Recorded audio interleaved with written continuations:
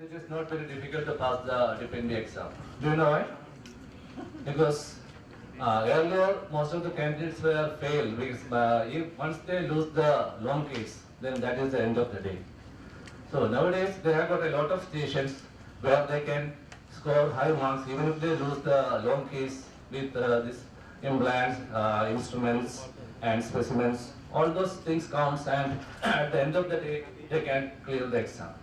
So another thing is most of these students coming are from the private institutions. So where they are seeing only the modern instruments and implants.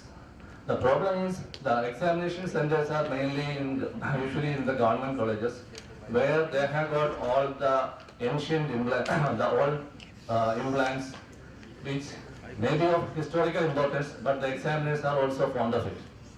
So it is better to familiarize with some of those implants, even though it is not used nowadays in our clinical practice. But at the end of the day, that will fetch you good mark and good impression. And also, it is important to have some clinical or surgical knowledge, because most of the time when the implants are asked, they may be asking some of the surgical techniques as well.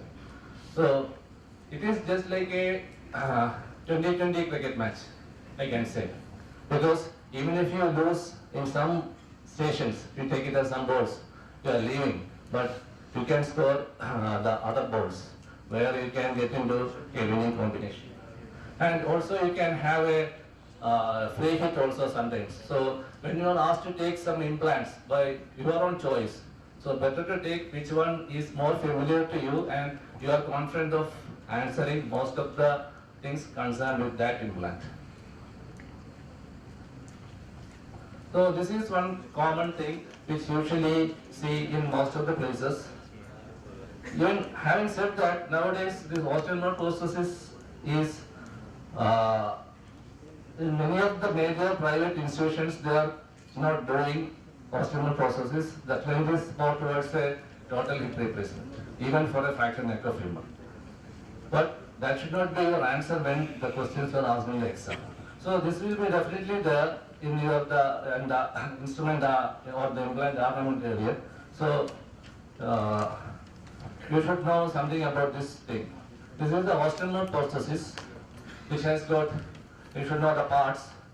It has got a head, neck, and there's laterally placed pin and some fenestration. And there is, the fenestrations are for bone grafting and bone ingrowth. And also there is a proximal hole, which is meant for extraction. And you should also know the what are the usual size available. Usually it comes in odd numbers, starting from 37 to 55. And the indication is mainly for the fractured neck of femur, intracapsular. And once this is there, then you should also know some of the approaches which is usually done for a hemiarthroplasty. Mainly we do a posterior approach or the Morse rather southern approach. And also you can do a hard hinge approach, which is an anterior one. So you should be knowing something about the approach that can be asked. Then you should know how the head is usually delivered. Either you can deliver it with the bone, this lever, or using a core screw. There is an instrument called core screw. And you should also know the sizing of the head, measuring. There is a template which also counts, and when the head is passed through it, there is also numbering 37 to 55. So always we take on the smaller size. So if the head is going through the 39 and not going through the 37, then you should take 37. So that is how. And for the canal preparation, you have got the rasp, and ultimately for the reduction, you have got the skid. So all these things can be kept there, and at least you can be asked. So this is one common thing usually will be there in the tray. So it is a nice implant which you can take and you can score mark if you know all those things. So this is another thing. This is the bipolar prosthesis, a variation, and where the head is also moving along two sides. So in younger patients, usually it is used rather than going for an osteomer prosthesis. Younger patient means about 60 years old. Not usually these processes are done not less than 60 years. and usually it is done with bone cement. Then this is the Thomson's processes, that is called the head neck processes, where there is no calca. And this is the stem, femoral component of the old Charnley model of total hip replacement. Nowadays not used. Now coming to some of the plates. So the plates is also a very interesting thing because day by day newer and newer plates are coming to the market.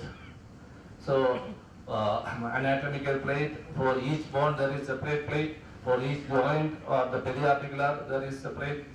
So this is a broad plate. Usually the plates we are coming across is the 3.5 and 4.5 DCP, recon plate, 1/3 tubular. You should know some of those plates, the names also. 1/3 tubular plate, L plate, T plate, this plate, this condylar buttress plate, like that. So you should know the names. So those plates may be there in the tray, so you should be able to pick up. And you should know the various modes of plating, usually the purpose. One is the compression plating, the principles by which the plating can be done. The compression plating, you can do the tension band plating, buttress plating, bridge plating, and protection plating, or the neutralization plating. These are the 5 usual methods by which you may be applying the principles on which the plating is done. So when the plates are there, invariably you have to use the screws. So various types of screws are also there. Usually 3.5, 4.5 canceller screws, cortical screws, these locking screws, cannulated screws, like that. So you should be familiar with the screws, and you should know what are the parts of the screws. You just got a head, the shank or the core, thread, and the tip. So the screws can be self-tapping as well as non-self-tapping. And the distance between the 2 threads is called the pitch. So these are all the basic things. Most of the things you can go through this AO manual and you can be familiar with all those things. This is one thing which you may not be familiar with. The plate, I am sure you will be knowing, and the screws, the thing on the left. Anybody? Yes, that is the Mulvey's compression clamp, or the articulating device. It was used in the past. Nowadays it is not used for giving good compression. So that is the Mulvey's compression device. So these are the Illusora ring with the wire. When the Illusora half ring, you should know how the size is measured. The size of the ring, circumference divided by 3 plus 5 for the gap. So that is basically the circumference is 2 pi r. This is easy to remember, 2 pi r. 2r is the diameter, right? 2r is the diameter. So pi is 3.14, that is why we are dividing it by 3. So take the circumference of the limb and then divide it by 3. And you add plus 5 for the gap between the ring and the soft tissue. Usually various diameters of rings are available, and various types of rings are also available, like carbon fiber, stainless steel, etc. So this is a male and female post, and the other one is the connecting rod, threaded rod.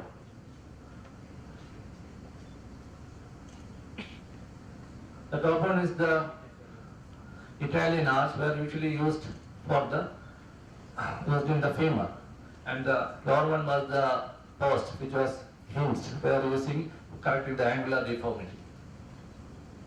So these are the these nuts and bolts for fixing the ring. And these are the usual wires we used in Illusora. 2 types of wires usually we use. One is the trocar tip, the another one is the bayonet tip. And also we will use an olive wire. So the bayonet tip is a long flat end with 2 cutting edges, usually used in cortical bone. And the trocar tip one is having 3 flat surfaces with cutting edges, and that is used in cancellous bone. And this is the olive wire. Olive wire you can use for, it is more stable than the plain wire and used for indirect reduction and producing interfragmentary compression. This is a thing which you may not be familiar with, I am sure. This is the Casper plate used for the cervical spine fusion. This most of you will be knowing. This is the DHS and the DCS and the Richards screw. So something regarding the screw you should know. The diameter, the shaft diameter is 8 millimeter, thread diameter is 12.5 millimeter and the thread length is 22 millimeter. Because these things may be asked, because the funniest thing is, even if the examiner is asking, they may not be knowing the exact value of all those things. So you should be bold enough to say it. Even if you say 20 millimeter, you will get through. So the thread length is 22 millimeter and the usual barrel length is 38 millimeter, and there is a short barrel one which is 25 millimeter, and the various angle is 135, 140, 145, etc. And the DHS compression screw, there is a compression screw on the back. Usually it is having a length of 36 millimeter. And the short barrel is usually used when you anticipate a long impaction distance. When this DHS is there, you should also know the tip apex distance. I hope all of you know the tip apex distance. Otherwise, you should go and just familiarize with the theory. What is the tip apex? This is important in the theory examination also, the tip apex of distance.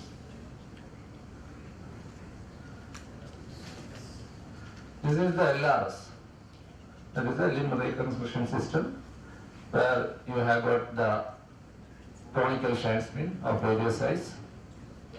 You have got a CD unit, that is the compression distraction unit, central clamp, end clamp, and the rail fixation system. This is the interlocking nail. Now, interlocking nail is familiar to all of you. Various types of interlocking nails are there. Femoral nail, tibial nail, AFN, PFN, like that. But when the interlocking nails are kept, you should also know regarding the static, dynamic mode of fixation, when to dynamise, which segment to dynamise. So those things has to be familiarized. And the tibial nail, you have got the Herzog's bend. Usually it's an angulation of 11 degree. So this is another thing which is not used nowadays. This is the K-nail. K-nail and the hook for the extraction. This is Kunshar nail. And you should know what is stack nail. Stack nail is when two nails are put together. Especially when you are not having the nail of adequate size, if you put two 9 millimeter nail together, that will make it into a 10 millimeter one. That is clear. So that is called stacking.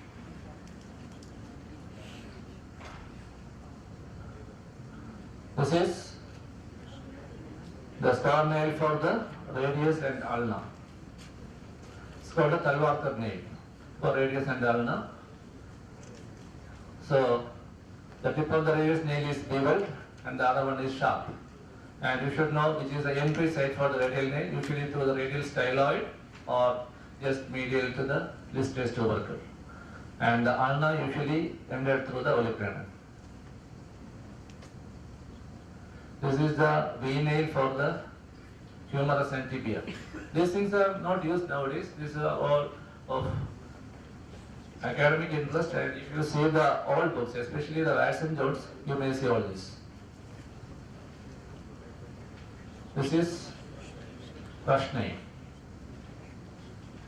So if those things are there in the tray, the examiners may be fond of asking this, so you should know at least the name. So again, this is an intramedullary nail, especially used when the medullary canal is narrow. This is angled blade plate.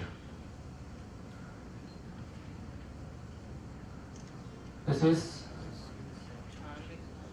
Charnley's compression clamp, used mainly for the compression arthrodesis of ankle and knee. So usually it is used along with Steinman pin. So Steinman pin is passed one in the tibia and the other one in the talus. And talus, you should know where to put, slightly anterior to the body to compensate for the pull of the tender Achilles. And you should know how do you achieve the compression. When you need, how do you know you are achieving compression? You turn it till this pin starts bending. So that is the time where you achieve the compression. So you have to place the clamp in such a way, the pins in such distance that when you tighten it, you should be able to get compression, and when it starts bending, so you can stop there. This is the JES fixator, mainly used for the CTEV and also for the comminuted fracture lower end of the radius by a principle called the ligamentotaxis.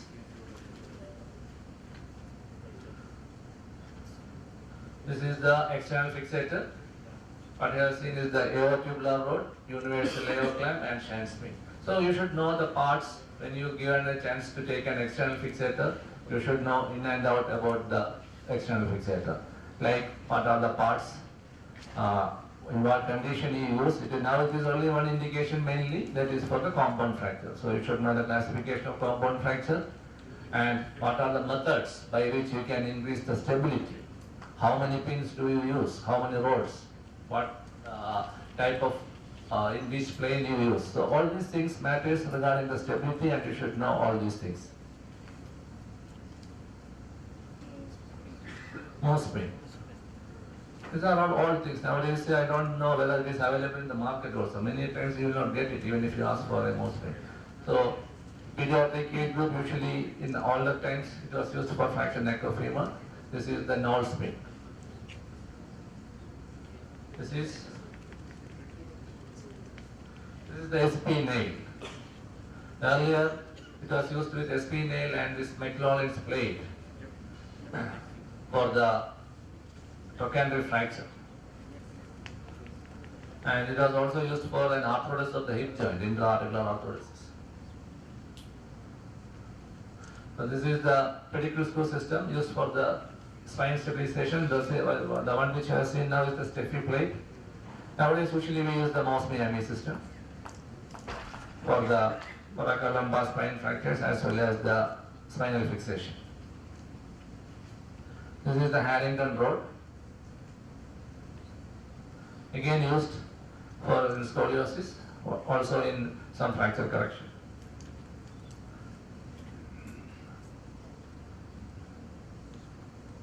This is the tendon harvester or tendon stripper, used for harvesting the tendons for the ligament reconstruction, especially mainly used for the ACL reconstruction and other things.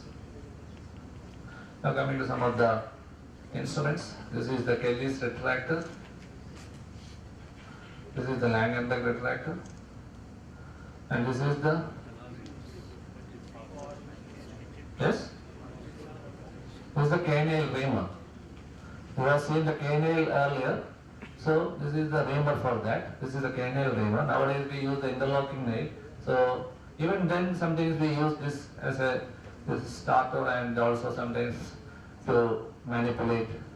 And this is the canal reamer. And when the canal is shown, usually we use the correct size of reamer to put the nail. So if you use a 9 mm nail, you have to use at least 9 mm reamer. Then you can, but whereas when you are using an interlocking nail, you will have to over-ream, or at least 1 or 1.5 size more. Then you put the nail. If suppose you want to put a 9 mm nail, 10, 10.5 or 11, you have to ream. Whereas in K nail, the correct size reamer at least you should be able to pass, not over-ream.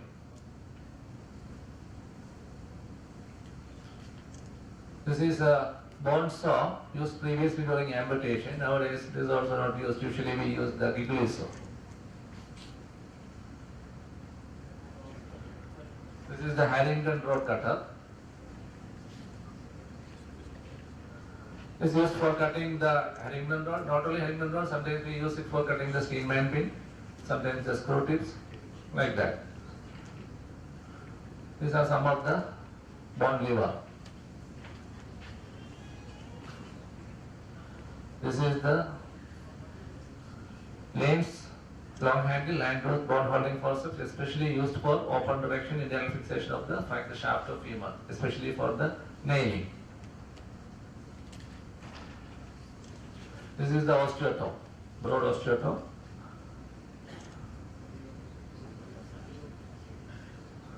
This is the plaster saw, angle plaster saw, plaster cutting. Nowadays, most of the time we use the electric saw. So, these are also using for the plaster shear and the plaster saw. This is the towel clip. Can be used for as a towel clip, also for as a point of direction clamp, especially for the patella, olecranon and all those things. A nice instrument in the orthopedic armamentarium.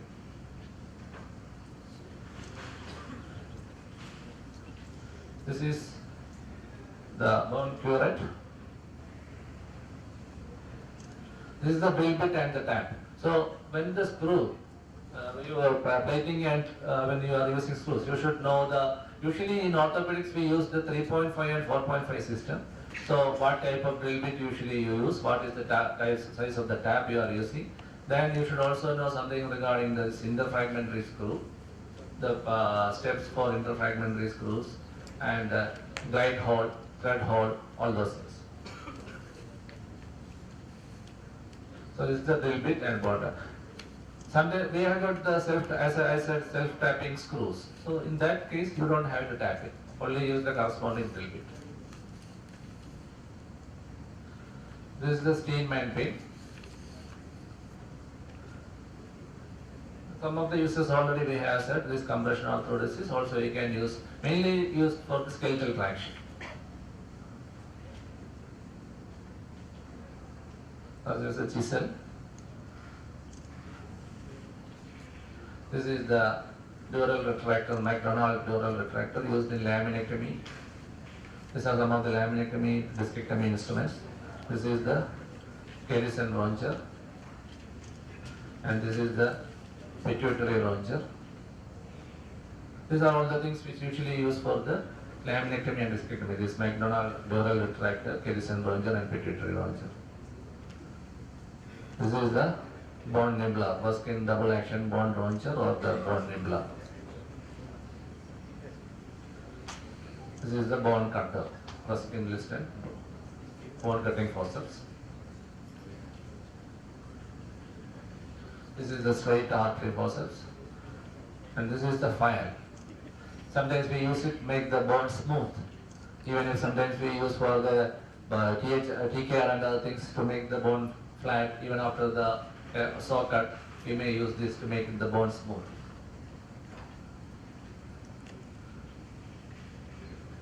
This is the Farabaugh periosteal elevator.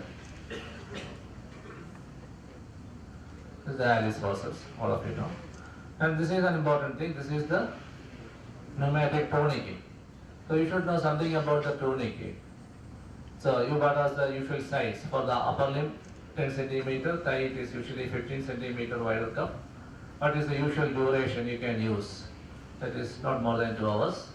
And what is the usual pressure? For the upper limb, systolic plus 100 millimeters or 200 to 250 millimeters of mercury.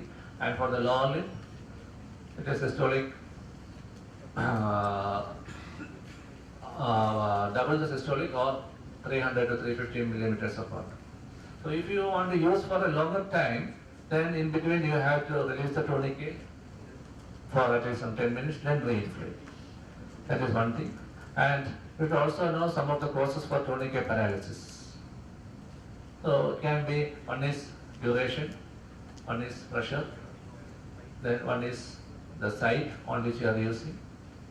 So these are some of the causes which can produce tourniquet paralysis. So that was the Krishna wire. Very useful implant. We have sizes and uses you should know. This is the Crutchfield thong used for the skull traction. Now, this is the bond cement. Various types of bond cements are there. The usual component is polymethyl methacrylate. You should know the factors affecting the setting time, the vacuum mixing, then the temperature, then getting mixed with the blood, then what are the antibiotics usually used to mix with the cement. Then other than for the joint replacement, where else the cement can be used? One is the cement, you use antibiotic bead for treating the implants. You also use this antibiotic rod, Bango rod. So those are some other extended indications for the bond cement. This is the bond goods, usually used for taking the bone graft. This is the T handle for introducing the shank spin or the K-wire you can use.